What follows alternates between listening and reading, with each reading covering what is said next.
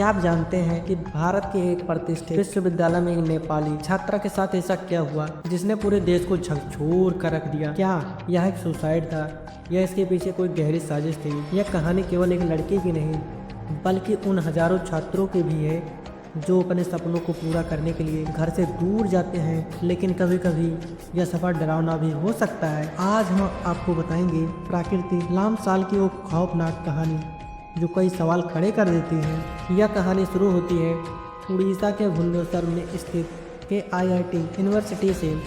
प्रकृति लामसाल नेपाल की रहने वाली एक होनहार छात्रा जिसने बीटेक तृतीय वर्ष में दाखिला लिया था। वह एक सामान्य छात्रा की तरह पढ़ाई कर रही थी अपने सपनों को साकार करने के लिए, लेकिन उसे क्या पता था कि उसकी ज़िंदगी इतनी जल्दी खत्म हो जाएगी। 16 फरवरी 2025 की सुबह जब प्रकृति की रूममेट उसके कमरे में गई तो वहाँ का नज़ारा डरावना था। प्रकृति का शरीर फर्श पर पड़ा हुआ था, उसकी सांसें थम चुकी थी। किसी को समझ नहीं गया यह खुदकुशी थी या हत्या। पुलिस जांच और खुलासे। जैसे ही यह खबर फैली पूरे विश्वविद्यालय सकते में आ गया। पुलिस मौके पर पहुंची और जांच शुरू हुई।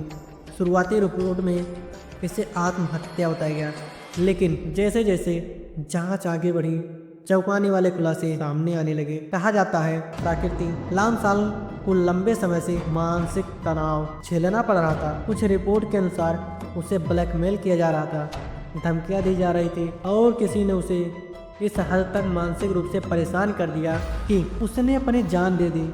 लेकिन क्या यह सच में आत्महत्या थी? विरोध प्रदर्शन और गिरफ्तारियां। घटना के बाद KIIT यूनिवर्सिटी में पढ़ने वाले नेपाली छात्रों ने विरोध प्रदर्शन शुरू कर दिया। वो इंसाफ की मांग कर रहे थे। उनकी शिकायत थी कि विश्वविद्यालय प्रशासन इस मामले का दबाने की कोशिश कर रहा था। बढ़ते दबाव के कारण पुलिस ने इस मामले में 6 लोगों को गिरफ्तार किया, जिनमें 3 निदेशक, 2 सुरक्षा गार्ड और एक भारतीय छात्र शामिल थे, जिस पर आरोप था कि उसने प्रकृति को आत्महत्या के लिए उकसाया। प्रकृति के पिता सुनील लामसाल ने बताया कि उन्हें पहले से ही अंदेशा था कि उनकी बेटी को मानसिक रूप से प्रताड़ित किया जा रहा था। उन्होंने प्रशासन को पहले ही कई बार इसकी शिकायत की थी, लेकिन कोई कार्रवाई नहीं हुई। नेपाल सरकार भी इस मामले में हस्तक्षेप कर चुकी है और उन्होंने अपने अधिकारियों को जांच के लिए भारत भेजा है। KIIT विश्वविद्यालय ने बढ़ते दबाव को देखते हुए पहले छात्रों को 17 फरवरी तक हॉस्टल खाली करने का आदेश दिया था, लेकिन बाद में वापस बुलाने की अपील की। 2 सुरक्षा कर्मियों को बर्खास्त कर दिया गया और कई वरिष्ठ अधिकारियों को निलंबित कर दिया गया। यह घटना सिर्फ एक लड़की की नहीं है, यह हमारे समाज की एक सच्चाई को उजागर करती है। क्या हमारे विश्वविद्यालय में पढ़ने वाले छात्र सुरक्षित हैं? क्या मानसिक स्वास्थ्य से जुड़ी समस्याओं को गंभीरता से लिया जाता है?